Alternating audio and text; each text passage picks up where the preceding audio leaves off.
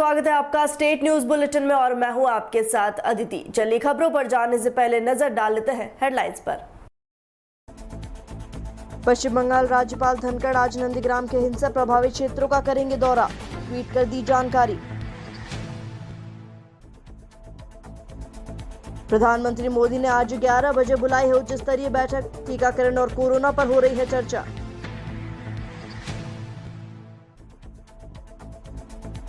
बेंगलुरु के IISc में तैयार हो रही है वैक्सीन, 30 डिग्री तापमान में कर सकेंगे स्टोर।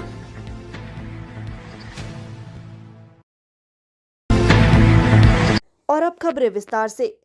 पश्चिम बंगाल के गवर्नर जगदीप धनखड़ आज नंदीग्राम में चुनाव के बाद हुई हिंसा से प्रभावित क्षेत्रों का दौरा करेंगे। इस बात की जानकारी उन्होंने ट्वीट कर दी। राज्यपाल ने शुक्रवार को ट्वीट किया कि शनिवार को वे दक्षिण केंदमारी, बंकिम मोड़, चिलाग्राम गांव, नंदीग्राम बाजार, टाउन क्लब और आसपास के इलाकों का दौरा करेंगे। चुनाव के बाद हिंसा से प्रभावित जिले के दौरे पर गए राज्यपाल धनखड़ ने कहा था कि पश्चिम बंगाल विधानसभा चुनाव के बाद हुए हमले से वे सकते में हैं। उन्होंने कहा, देश कोविड की चुनौती से जूझ रहा है। पश्चिम बंगाल को महामारी और चुनाव बाद हुई हिंसा की दोहरी चुनौती का सामना करना पड़ रहा है। देश में बढ़ते कोरोना संक्रमण के मामलों को लेकर प्रधानमंत्री नरेंद्र मोदी अब गंभीर हैं। केंद्र की ओर से इस संकट से निपटने के लिए हर संभव कदम उठाने की रणनीति बनाई जा रही है। इस बीच पीएम मोदी ने देश में कोविड-19 महामारी से संबंधित स्थिति और वैक्सीनेशन को लेकर सुबह 11 बजे उच्च स्तरीय बैठक बुलाई है। उसके साथ ही आगामी चक्रवाती तूफान तौकते के खिलाफ तैयारियों की समीक्षा के लिए पीएम आज एक महत्वपूर्ण बैठक करेंगे, जिसमें सरकार और एनडीएमए के शीर्ष अधिकारी हिस्सा लेंगे। देश के आईटी हब बेंगलुरु के इंडियन इंस्टीट्यूट ऑफ साइंस यानी IISc में जानलेवा कोरोना वायरस के खिलाफ ऐसी वैक्सीन तैयार की जा रही है जिसे कमरे के 30 डिग्री सेल्सियस तापमान में आसानी से स्टोर किया जा सकता है। यह देश में विकट रूप ले रही कोरोना महामारी के खिलाफ एक सफल और प्रभावी कदम होगा। राज्य के स्वास्थ्य मंत्री डॉक्टर के सुधाकर ने गुरुवार को IICSc के डायरेक्टर गोविंदन राजन के साथ बातचीत के बाद ये बात कही।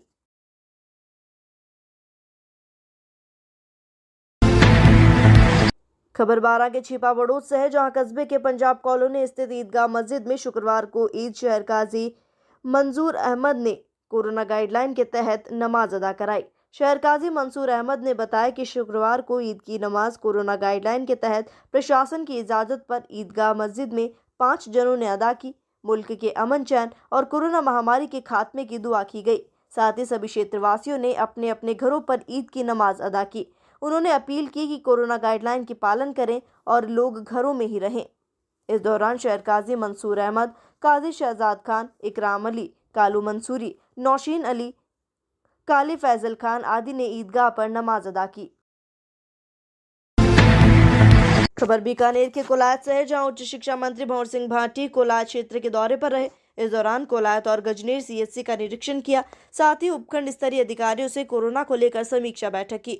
मंत्री भाटी कोलायत CHC निरीक्षण के दौरान एक्शन मोड में नजर आए। कोविड काल में CHC की व्यवस्थाओं को लेकर स्वास्थ्य अधिकारियों को फटकार लगाई और व्यवस्था सुचारू करने के सख्त निर्देश जारी किए। साथ ही CHC कोलायत में 40 बेड ऑक्सीजन प्लांट की शुरू करने की घोषणा कर अपनी तरफ से 3 oxygen concentrator, N95 mask, PPE kit सहित अन्य आवश्यक सामग्री भेंट कर स्थानीय सहयोग कर रहे भामाशाहों का आभार जताया। साथ ही गजनेर और कोलायत थाने में कोलायत पुलिस उपाधीक्षक महावीर शर्मा, थानाधिकारी भजन लाल, अजय कुमार को कोविड-19 संक्रमण से बचने के लिए मास्क और सैनिटाइजर दिए।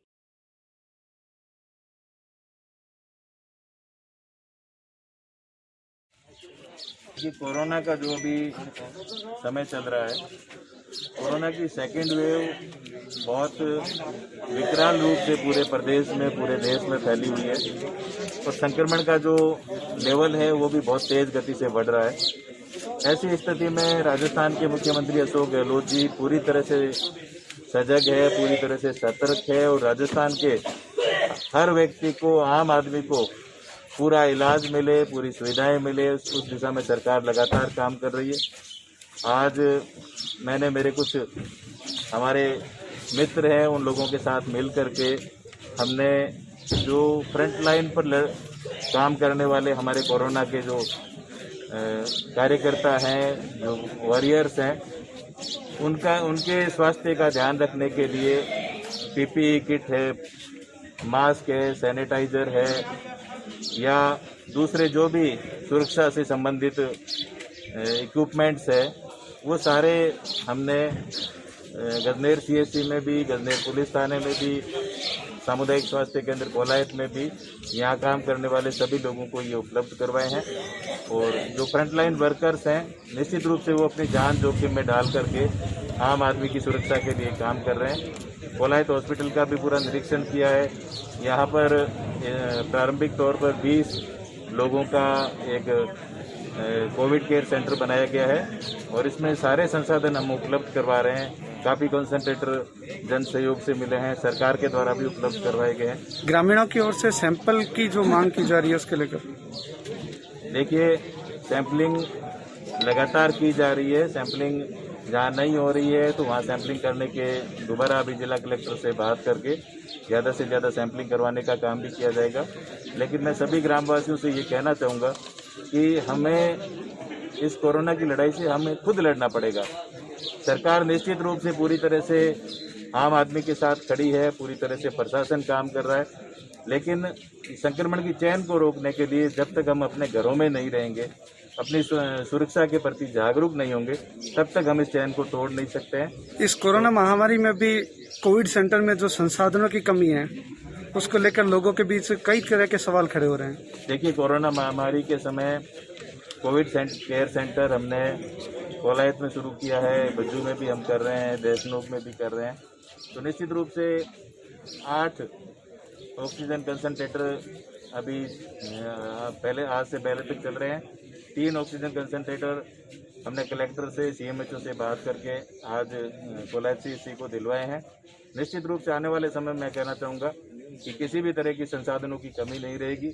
मैंने मेरे एमएलए कोटे से भी पैसा दिया है और यहाँ के जो भामाशाह है, यहाँ के जो उद्योगपति है, यहाँ के जो स्थानीय लोग हैं, नौजवान युवा हैं, सब लोग लगे हुए हैं कि हम इस हॉस्पिटल में ज़्यादा से ज़्यादा संसाधन उपलब्ध कराएं। कोलायत की सीएचसी में किसी भी तरह की संसाधनों की कमी नहीं रहने दी जाएगी और धन की कोई कमी नहीं आने दी जाएगी। और ओवाड़ा हमारी सोलर कंपनी है, उन्होंने भी यहाँ ऑक्सीजन गैस प्लांट बनाने की सहमति दे दी है, वो भी जल्दी ही कार्य शुरू हो जाएगा। खबर पोखरण से है, जहां भारत सरकार के केंद्रीय जल शक्ति मंत्री गजेंद्र सिंह शेखावत ने विधानसभा क्षेत्र का गुरुवार को दौरा किया। कोविड की व्यवस्थाओं के बारे में जानकारी ली। उन्होंने पोखरण विधानसभा क्षेत्र के फलसून, भणियाना, सांकड़ा और पोखरण सीएचसी का निरीक्षण कर प्रशासन के अधिकारियों से बातचीत कर व्यवस्थाओं संबंधित जानकारी ली। उन्होंने पोखरण सीएचसी के कोविड वार्ड, आइसोलेशन वार्ड और वैक्सीन कक्ष और सैंपलिंग के कार्य को जांचा। अधिकारियों को आवश्यक दिशा निर्देश जारी किए। साथ ही उन्होंने कहा, कोरोना महामारी भयंकर रूप ले रही है। रोकथाम को लेकर केंद्र सरकार पूर्ण रूप से गंभीर है। उन्होंने कहा, अस्पताल में मरीज को समुचित उपचार मिले, कोरोना से किसी व्यक्ति की मौत न हो, इसके लिए सभी प्रकार के संसाधन रखे जाएंगे। उन्होंने कहा, पोखरण विधानसभा की पीएचसी और सीएचसी का निरीक्षण कर व्यवस्थाओं का जायजा लिया है और सभी कमियों को दुरुस्त किया जाएगा। इस दौरान पोखरण ब्लॉक चिकित्सा अधिकारी लोंग मोहम्मद, परमेश्वर चौधरी सहित कई चिकित्सा अधिकारी मौजूद रहे। तो वहीं मीडिया से मुखातिब होते हुए मंत्री गजेंद्र सिंह शेखावत ने कहा कि कोरोना अपने पैर पसार रही है। जोधपुर विधानसभा की विभिन्न सीएचसी का निरीक्षण किया है। साथ ही जिस भी सीएचसी में कोई भी कमी पाई गई, उसी को सुचारू करने के लिए प्रयास किए जा रहे हैं। वहीं विशेषकर पोखरण उपजिला चिकित्सालय है, जिसमें अच्छी व्यवस्थाएं हों, उसके लिए करीब 2.5 करोड़ रुपए का खर्च दे रहे हैं। इसको लेकर विशेष प्रबंध कर 2.5 करोड़ रुपए प्रोवाइड कराए जाएंगे।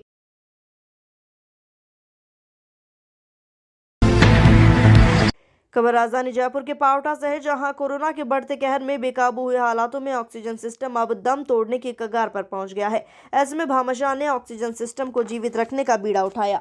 इस क्रम में पावटा कस्बे के राजकीय सामुदायिक स्वास्थ्य केंद्र में कोरोना के गंभीर मरीजों के लिए भामाशाह ऐश्वर्य गोयल के नेतृत्व में डॉक्टर फॉर यू रोहन एम्पिगामिया टीम, दिल्ली की ओर से विराटनगर विधानसभा क्षेत्रीय विधायक इंद्राज गुर्जर, पावटा तहसीलदार मुकेश अग्रवाल, पटवारी शशिधर यादव की उपस्थिति में स्थानीय प्रशासन और सामुदायिक स्वास्थ्य केंद्र को रसिया से मंगाई करीब 4 लाख की लागत की 10 लीटर वाली 5 ऑक्सीजन कंसंट्रेटर मशीन दी है।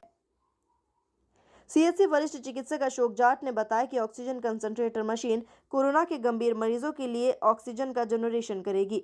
होम आइसोलेशन में भर्ती मरीजों को गंभीर स्थिति होने पर उनके घर पर पहुंचाकर जीवन बचाने का काम करेगी।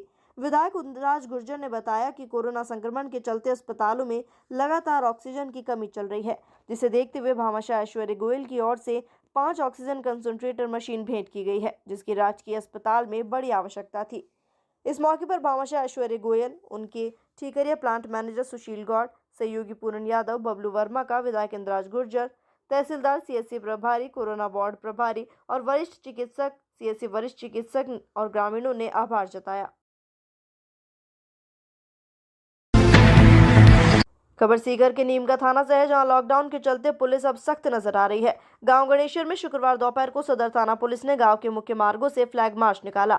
वहीं गांव में कुछ दुकानें खुली थी। पुलिस ने सख्ती दिखाकर दुकानों को बंद कराया। आने जाने वालों से पुलिस ने पूछताछ की। पुलिस ने कई वाहनों के चालान भी काटे।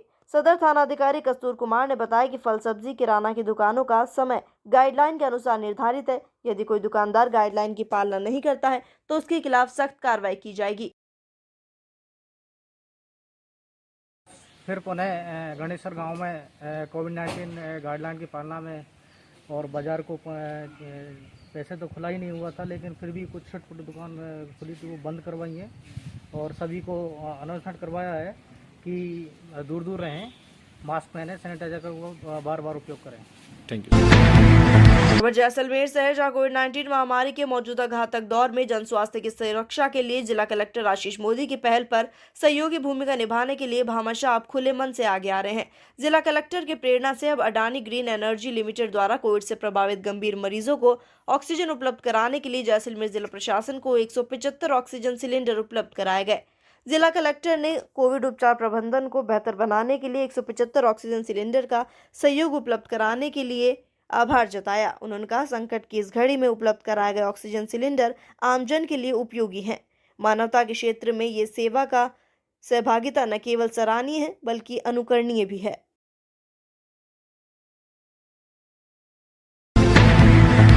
खबर राजधानी जयपुर के पावटा से है, जहां विधानसभा क्षेत्र के पावटा सामुदायिक स्वास्थ्य केंद्र पर विधायक इंद्राज गुर्जर द्वारा किए गए प्रयासों के बाद राष्ट्रीय राजमार्ग स्थित राजकीय सामुदायिक स्वास्थ्य केंद्र में पावटा में 10 बेड का कोरोना वार्ड बनकर तैयार हुआ, जिसका शुभारंभ विधायक इंद्राज गुर्जर ने फीता काटकर किया।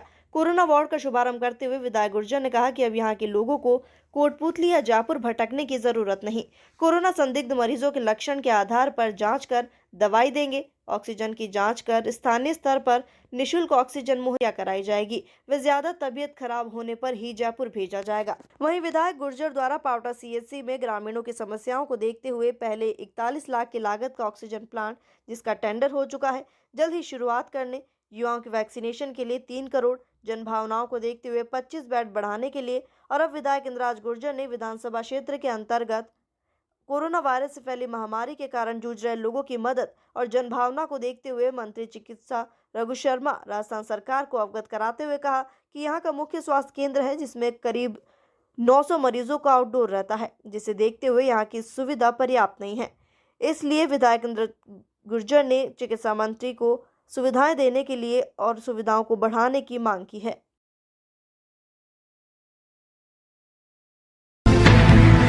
खबर हनुमानगढ़ से है, जहां रिको एरिया में लिक्विड ऑक्सीजन प्लांट शुरू हुआ है। हनुमानगढ़ जंक्शन रिको फर्स्ट फेज एरिया में सुबह 10 बजे लिक्विड ऑक्सीजन प्लांट शुरू हुआ। मौके पर हनुमानगढ़ विधायक चौधरी विनोद कुमार, नोहर विधायक अमित चाचाण, जिला कलेक्टर नथमल डिडेल ने विजिट किया। एडवोकेट मुश्ताक मोहम्मद जोया, समाज सेवा श्रीमती सुमन चावला, एसडीएम कपिल यादव, जिला उद्योग केंद्र महाप्रबंधक श्रीमती आकाशदीप सिद्धू, हनुमानगढ़ तहसीलदार दानाराम मीणा, ड्रग इंस्पेक्टर श्रीमती श्वेता छापड़ा उपस्थित रहे।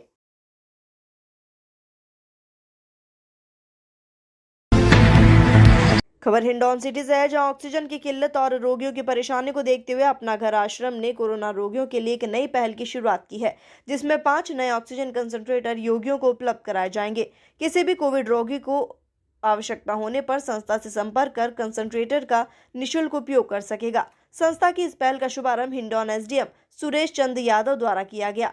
अपना घर आश्रम हिंडौन के अध्यक्ष राकेश गोयल ने बताया कि निःशुल्क ऑक्सीजन कंसंट्रेटर प्राप्त करने के लिए मरीज के परिजनों को आवश्यक दिशा निर्देशों की पूर्ति करनी होगी, जिसमें चिकित्सक द्वारा उपचार की पर्ची, आवश्यक दस्तावेज उपलब्ध कराने के साथ ही अधिकतम 5 दिन के लिए मरीज के घर पर निःशुल्क ऑक्सीजन कंसंट्रेटर उपलब्ध कराया जाएगा।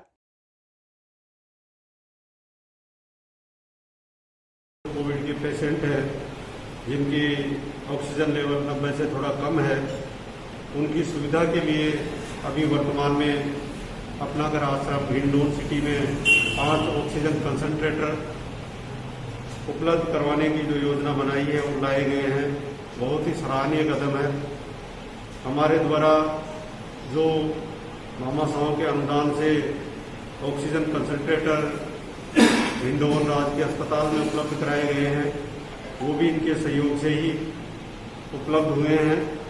मैं तहे दिल से इनका शुक्रगुजार हूँ और प्रशासन की ओर से इनका आभार व्यक्त करता हूँ कि इस संकट के समय में इनके द्वारा इतना बड़ा कदम उठाया गया और आगे भी लगातार ये हमारा सहयोग करते रहे।